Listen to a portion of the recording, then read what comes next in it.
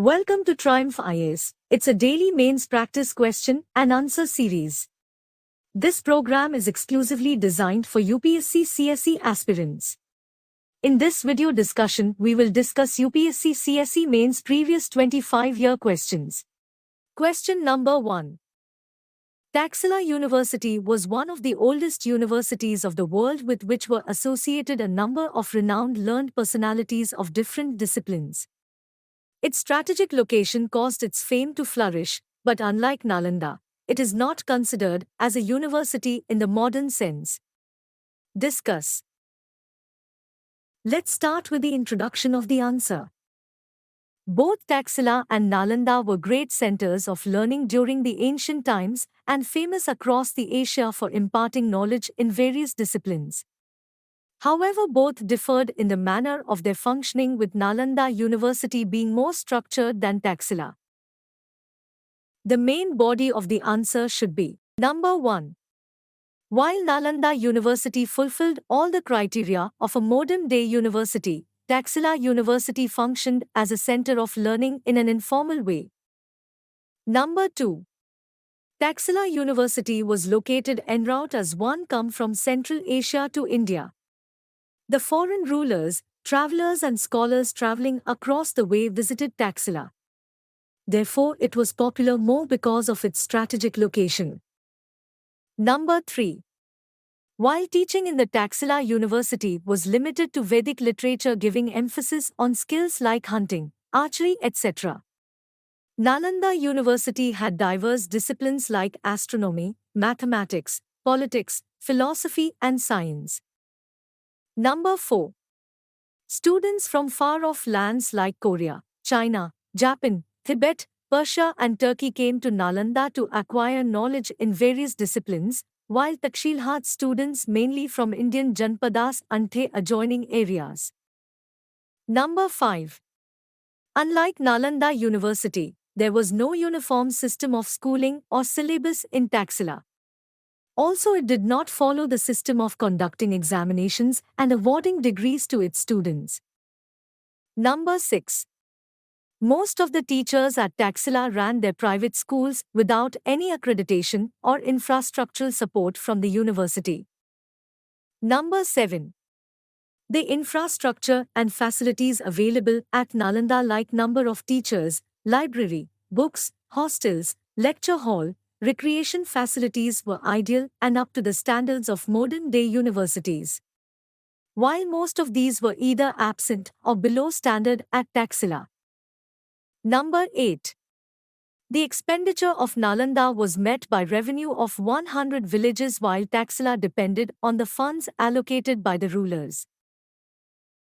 Conclusion of the answer is: therefore, despite of the fact that Taxila University was located at a very strategic location and was associated with a number of learned persons, it cannot be considered as a university in the modern sense because of its inherent shortcomings. Question number 2. The Supreme Court of India keeps a check on arbitrary power of the Parliament in amending the Constitution. Discuss critically. Let's start with the introduction of the answer. Since the formation of the independent Indian Republic, the nation's Supreme Court has vigorously exercised full checks on the legislative and executive branches. The Supreme Court of India is the final arbiter in all constitutional controversies. The main body of the answer should be: number 1. It has an impressive record of ensuring constitutional control over all other organs of governance, with the legislature and the executive. Since the Union Parliament was dominated by the ruling Congress party till the mid. Number 2. 1960s, it virtually became a tussle between the executive and the judiciary. Matters came to a head in the Golaknath case, where the Supreme Court ruled by a narrow majority, 6-5, that the power of the Parliament to amend the Constitution was limited, and that the courts were within their power to inquire into such amendments. Number 3. The Parliament responded with a constitutional amendment that extended its own power to amend any part of the Constitution by means of the process prescribed under Article 368. Number 4. This amendment in turn was questioned in the much-cited Keshwananda Bharati case, where the Supreme Court laid down the doctrine of the inviolable basic structure of the Constitution, which limited the power of the Parliament to amend the Constitution. Number 5. In separate but concurring opinions, a narrow majority of the judges, 7 to 6, ruled that certain features of the Constitution were integral to its existence and could not be altered by way of amendments by the legislature. They also defended the power of the judiciary to inquire into the legislative actions for safeguarding this basic structure. Number 6. However, there was some inconsistency in identifying all the provisions that constituted this basic structure. While later decisions identified basic features such as democracy, secularism, federalism, and some of the fundamental rights, many commentators have opined on the open-textured nature of this doctrine. Conclusion of the answer is: however, the Keshwananda Bharati decision holds immense significance since it reasserted the role of the judiciary as the protector of the Constitution. It is pertinent to note that by way of the 44th Amendment in 1978, the right to property was removed from Part 3 of the Constitution, which deals with the fundamental rights, and given the status of a legal right under Article 300A. Question number 3.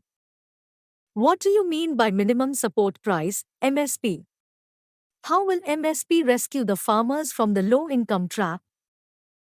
Let's start with the introduction of the answer. Minimum support price is the price at which government purchases crops from the farmers. It is a form of market intervention by the government to ensure agricultural producers against any sharp fall in agricultural products. The main body of the answer should be: Number 1.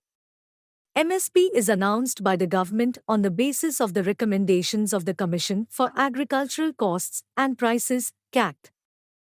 Number 2. The major objective of MSP is to support farmers against distress sales at severely low prices and to procure food grains for public distribution. Number 3. The MSP helps to incentivize the farmers and thus ensures adequate food grains production in the country. MSP ensure that farmers get a minimum price for their products in volatile market conditions. Number 4. It is a way by which the farmers are incentivized to opt for crops that are in short supply. The MSP as a whole safeguards against low-income traps faced during farming practices and also keeping the food security of nation a priority. Conclusion of the answer is: in the Union Budget it was reiterated by government that it will be ensured that farmers will reap the benefits of higher MSP, either via direct procurement of crops or by paying them the difference between MSP and market prices.